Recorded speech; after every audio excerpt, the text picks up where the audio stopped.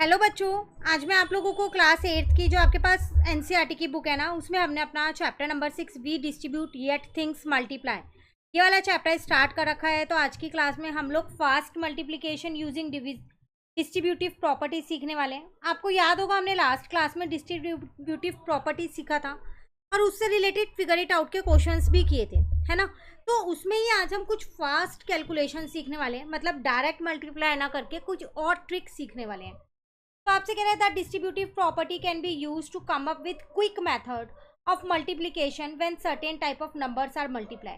तो जो ये डिस्ट्रीब्यूटिव प्रॉपर्टी है ना, ये कई बार क्या होता है, हम इसमें क्विक मेथड लगा सकते हैं एक मल्टीप्लाई करने के लिए, पर ये सिर्फ कुछ ही नंबर्स पे लगती है। जैसे when one of the numbers is 11, 101, 1001, और भी हो सकता है।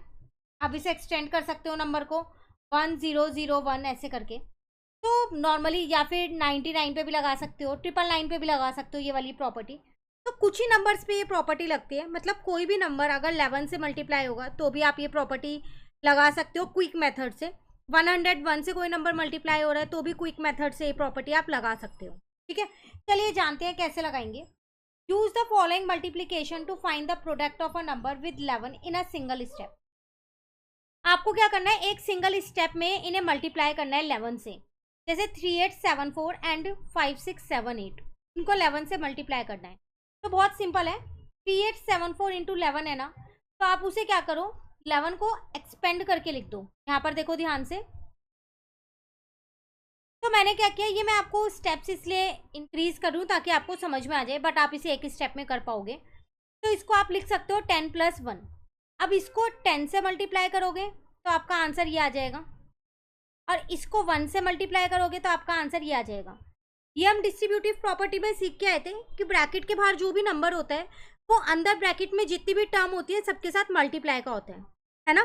तो वही डिस्ट्रीब्यूटिव प्रॉपर्टी हम लगा रहे हैं। बस अब आप इन दोनों को ऐड कर दो, 4 + 7 11, 8 + 8 16, 8 + 1 9 + 3 12, 3 + 1 4।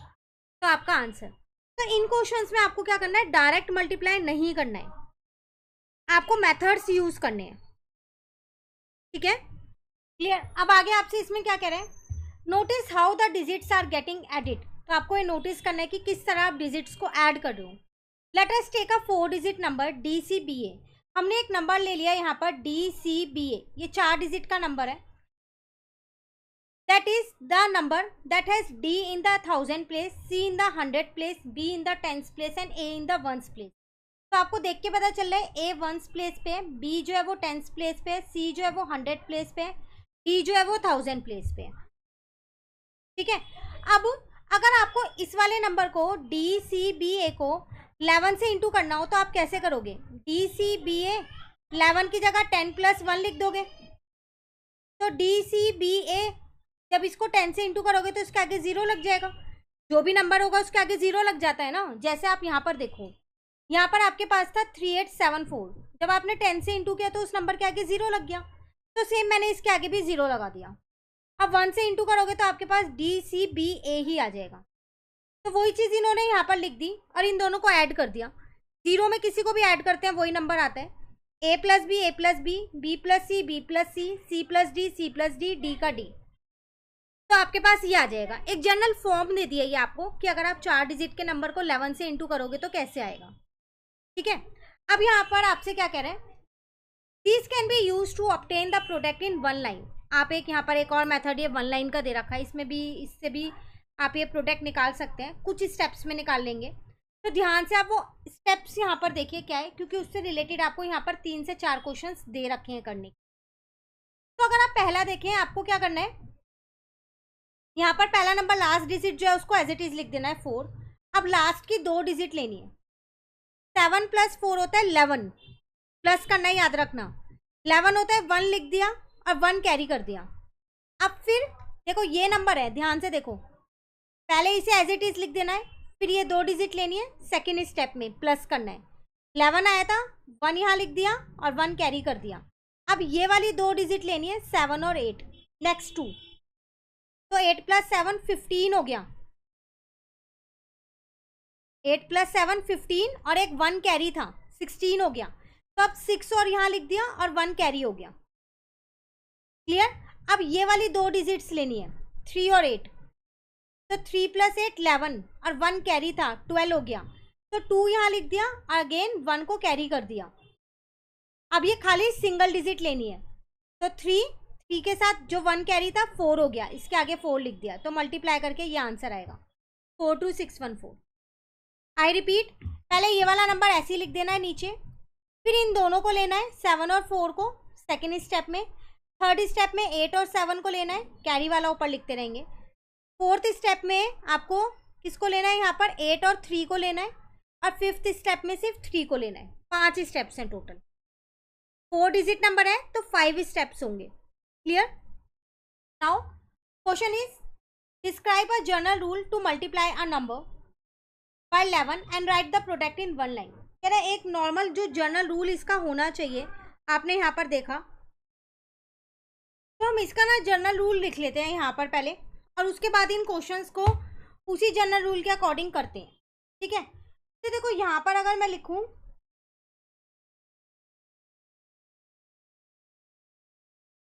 तो जनरल रूल स्टेप 1 है आपके पास, आपको क्या करना था, last digit as it is लिख दे दी थी।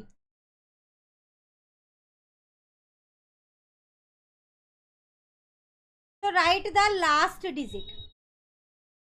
ठीक है, स्टेप 2 था आपके पास मूविंग लेफ्ट। अब आप क्या कर रहे थे, धीरे धीरे लेफ्ट साइड पे जा रहे थे और नंबर्स को ऐड कर रहे थे।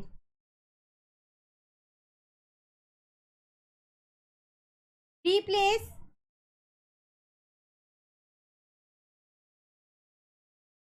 Each next place by, bracket में जो डिजिट है वो प्लस करनी थी उसकी नेबर वाली digit, plus its right neighbour.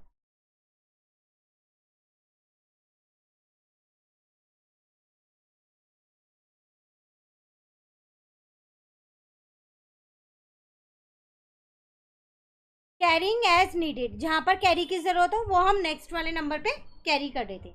ठीक है, and the last step is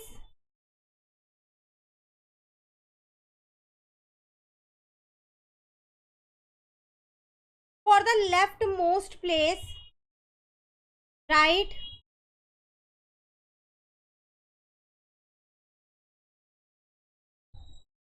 left most digit, जो आखिरी वाली डिजिट थी वो लिखनी थी, और उसमें हम क्या कर रहे थे, जो कैरी हुआ था वो प्लस करके लिख रहे थे, प्लस जो फाइनल कैरी था वो लिख रहे थे के साथ। क्लियर। अब हम उन क्वेश्चन का आंसर देते हैं जो हमसे पूछे गए हैं। 94 into 11, 495 into 11, 3279 into 11 and this into 11। तो एक एक करके यहाँ पर इनका आंसर करते हैं इसे जनरल रूल से। तो फर्स्ट वाला आपसे क्या कह रहा है यहाँ पर, 94 इंटू में 11। तो 94 और 11 मैंने यहाँ ऐसे लिख दिया ताकि आपको कोई कंफ्यूजन ना हो।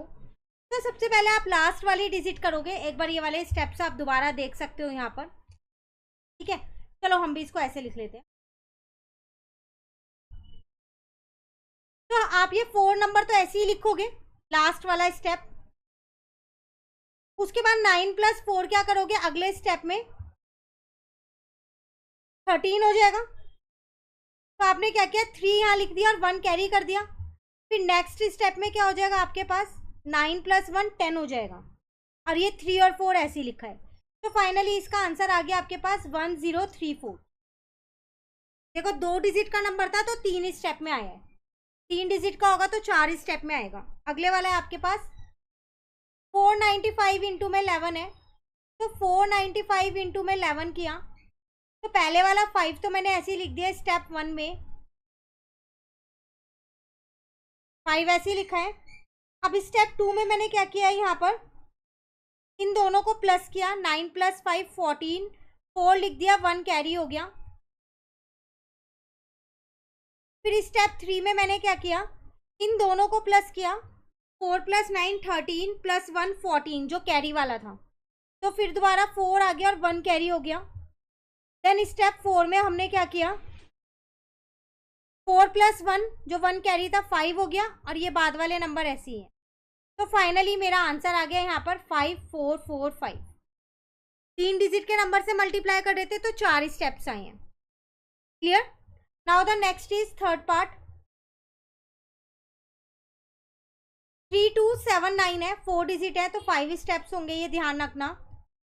सबसे पहले हम अपना स्टेप 1 करते हैं यहाँ पर, तो 9 का 9 ही रहेगा पहले वाला। नाउ स्टेप 2 की अगर मैं यहाँ पर बात करूँ, तो 7 में आप क्या करोगे, 9 को प्लस करोगे, 16 हो जाएगा, तो 1 यहाँ कैरी हो गया, ये दोनों प्लस किए हैं मैंने। अब अगर मैं स्टेप 3 की बात करूं, तो अब आप क्या करोगे, 7 में 2 को प्लस करोगे, 9 और 1 कैरी है, तो 10 हो जाएगा, तो 0 यहाँ लिख लिया और 1 कैरी कर दिया। स्टेप 4 की बात करें, तो अब इन दोनों को प्लस करेंगे, तो 3 + 2 6 हो जाएगा, सॉरी 3 + 2 5 हो जाएगा, और 1 कैरी था, 6 हो जाएगा। ठीक है, now the last step is, कुछ कैरी नहीं है तो ये वाला नंबर एज इट इज लिखा जाएगा। तो फाइनली आपका आंसर आ गया यहाँ पर 36069। क्लियर है? उम्मीद करती हूँ अब आपको 11 से मल्टीप्लाई करने आ गया होगा इन सब में। चलिए अभी एक और को पार्ट है, उससे और अच्छे से सीखते हैं। 4791256 काफी लेंदी है, तो इसमें काफी सारे स्टेप होंगे, ध्यान से समझना इसको। सबसे पहला वाला स्टेप में तो 6 एज इट इज लिख दिया। नाउ द स्टेप 2 इज, इन दोनों को प्लस किया तो 11 आएगा, तो 1 कैरी कर दिया। ठीक है, उसके बाद नेक्स्ट स्टेप, अब इन दोनों को लिया, 5 + 2 7, और जो 1 कैरी था वो 8 बन गया, कैरी कुछ भी नहीं अब। ठीक है, now the next step is, अब की बार आप किन दोनों को लोगे, अब की बार आप इन दोनों को लोगे, तो 1 + 2 3 हो जाएगा, कैरी यहाँ पर भी कुछ नहीं है। नेक्स्ट स्टेप आ जाएगा अब आपके पास, अब आप किन दोनों को लोगे, इन दोनों को, 9 + 1 10 हो जाएगा आपके पास, तो 0 यहाँ लिख दो और 1 कैरी कर दो, बाद वाले ये पीछे के नंबर एज इट इज लिख दिए। फिर नेक्स्ट स्टेप होगा आपके पास यहाँ पर, अब 9 और 7 हो जाएगा, तो 16 और 1 कैरी था, 17 हो गया, अगेन 1 कैरी, अभी भी यहाँ पीछे के नंबर एज इट इज लिख रही हूँ मैं। ठीक है, उसके बाद वाला स्टेप अगर आप लेते हो, तो अब आप इन दोनों को लोगे, 7 + 4 11 हो जाएगा, प्लस 1 कैरी था, 12 हो गया, 2 1 अभी भी कैरी है यहाँ पर, बाद वाले नंबर मैंने एज इट इज लिख दिए। Now the last and final step, 4 में 1 प्लस कर दो, जो पीछे कैरी था 5 हो गया, और बाद वाले नंबर आपने एज इट इज लिख दिए। तो फाइनली आपका आंसर आ गया यहाँ पर 52703816। क्लियर हुआ? तो ये था आपके पास 11 से किस तरीके से आपको मल्टीप्लाई करना है। डायरेक्टली नहीं करना है, एग्जाम में भी आता है तो आपको इसी तरीके से ही करना है। ठीक है, चलिए अब आगे आपसे क्या कह रहे हैं, can we come up with a similar rule for multiplying a number by 101। क्या 101 के लिए ये वाला रूल हम लगा सकते हैं? तो उन्होंने यहाँ करके दिखाया है, मल्टीप्लाई 3874 बाय 101। तो उन्होंने 3874 को 101 से मल्टीप्लाई किया, तो वही तरीका उन्होंने अपनाया, इस 101 को एक्सपेंडेड फॉर्म में लिख दिया 100 + 1। तो अब ये इसके साथ भी मल्टीप्लाई का है, ठीक है, और ये इसके साथ भी मल्टीप्लाई का है, बस इन दोनों को ऐड कर दो तो आपका आंसर आ जाएगा। क्लियर है? तो वही चीज वो कह रहे हैं, let us take a 4 digit number. Again उन्होंने DCBA एक 4 डिजिट का नंबर दोबारा से लिया, इसको 101 से इंटू कर रहे हैं वो, तो 100 + 1 लेंगे वो यहाँ पर। तो जब आप DCBA को 100 से इंटू करोगे तो DCBA के आगे 2 जीरोज और ऐड हो जाएंगी, ये रही वो 2 जीरोज, और 1 से करोगे तो वही आ जाएगा। ठीक है, ये एक नॉर्मली उन्होंने जर्नल रूल बता दिया है। अब आपसे यहाँ पर क्या कह रहे हैं, यूज दिस, इसी का यूज करें आप, इस वाले मेथड का, और मल्टीप्लाई करें 3874 को 101 से। तो वो हम ऑलरेडी यहाँ पर कर चुके हैं, ये रहा हमारे पास, बस अब हमें क्या करना है, इन दोनों को सिर्फ और सिर्फ ऐड करके लिख देना है, इन दोनों को 387400 को और 3874 को। तो फाइनली आपका आंसर 391274 आ गया। अगर एग्जाम में टाइम हो तो आप क्रॉस चेक भी कर सकते हो इन्हें डायरेक्ट मल्टीप्लाई करके, ठीक है। Now next is what could be the general rule to multiply a number by 101 and write the product in one line. Extend this rule for multiplication by 1001 and 10001. तो कह रहे हैं 101 का क्या एक नॉर्मली जनरल रूल है जो आप यहाँ लिख सकते हो, तो यही इसका जनरल रूल है। आप कोई भी एक नंबर ले लो DCBA इंटू में 101 करते हो, तो उसका जनरल रूल कहता है कि आप उसे 100 + 1 कर लो, मतलब DCBA को भी 100 से मल्टीप्लाई कर लो और DCBA को 1 से भी मल्टीप्लाई कर लो। तो DCBA 00 प्लस DCBA ये आपका आंसर हो जाएगा, प्लस करके जो भी आएगा। यही जनरल रूल आप इस वाले बाकी के और नंबर्स पे भी लगा सकते हो, 1001 पे भी। तो यहाँ पर आपके पास 1000 + 1 हो जाएगा। अब DCBA 3 0 आ जाएंगे यहाँ और DCBA आ जाएगा। सेम रूल आप क्या कर सकते हो, जनरल रूल जो है वो इस पे भी लगा सकते हो।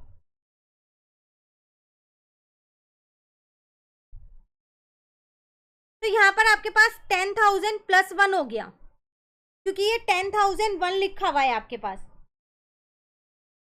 तो यहाँ आ जाएगा DCBA 2 3 4 0 और यहाँ आ जाएगा DCBA। तो सब में जो ये जनरल रूल है वो आपके पास सेम रहेगा, ठीक है। अब आपको क्या करना है, उसी जनरल रूल से आपको इन्हें फाइंड करना है। तो 89 × 101 पहला पार्ट है आपके पास,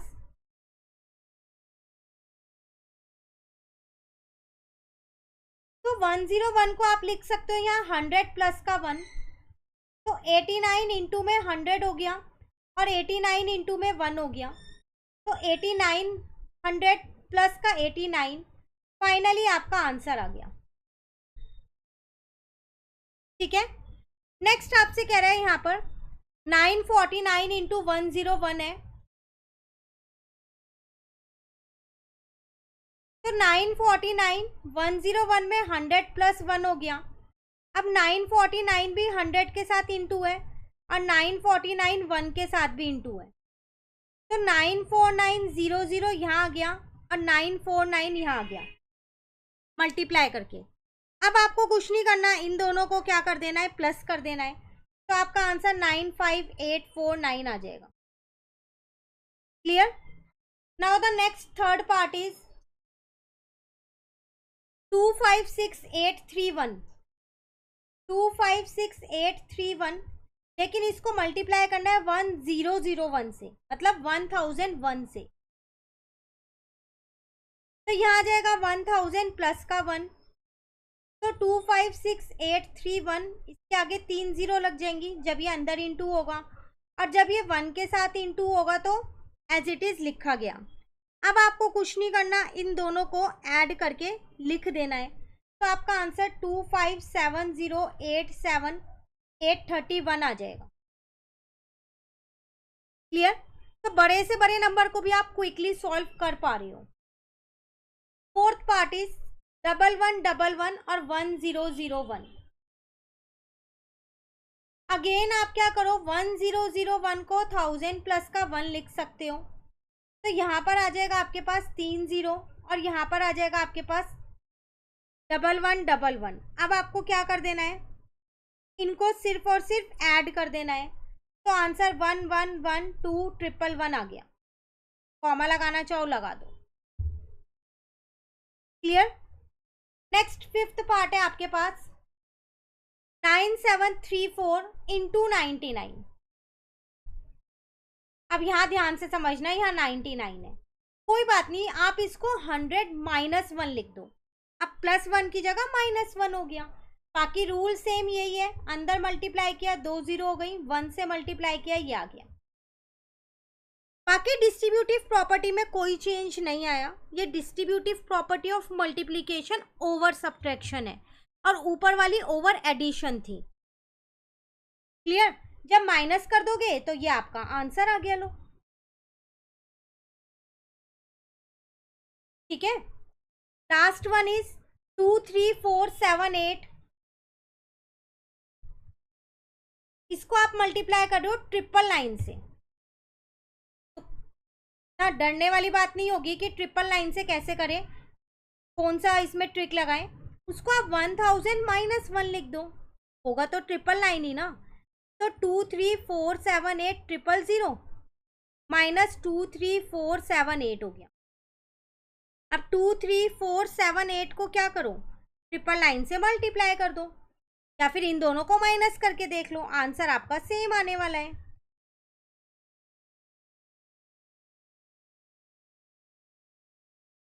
क्लियर? तो ये थे टोटल 6 पार्ट्स जो हमारे कंप्लीट हो गए। अब आपसे यहाँ पर यही कह रहे हैं, such method of applying the distributive property to easily multiply two numbers were discuss extensively in the ancient mathematical work of Brahmagupta, Shridhar Acharya, Bhaskar Acharya. तो आपसे कह रहे हैं जो ये डिस्ट्रीब्यूटिव प्रॉपर्टी है, हमने जिसमें इजीली मल्टीप्लाई करना सीख लिया, तो ये हमने जो एंशिएंट मैथमेटिक वर्क थे इन लोगों के, उसमें अच्छे से जाना था। ठीक है, तो उन्होंने बताया था कि इनको हम फास्ट मल्टीप्लिकेशन कहते हैं और डिस्ट्रीब्यूटिव प्रॉपर्टी हमने उसका नाम रखा है। क्लियर? अब आगे आपके पास यहाँ पर नेक्स्ट टॉपिक शुरू हो गया। इस टॉपिक को नेक्स्ट क्लास में करेंगे। आज आप ये पूरा जो एक सिंगल पेज हमने आज की क्लास में समझा है, बहुत इंपॉर्टेंट है, तो बिल्कुल ध्यान से करना। कहीं भी दिक्कत लगे कमेंट करके पूछ लेना। Thank you.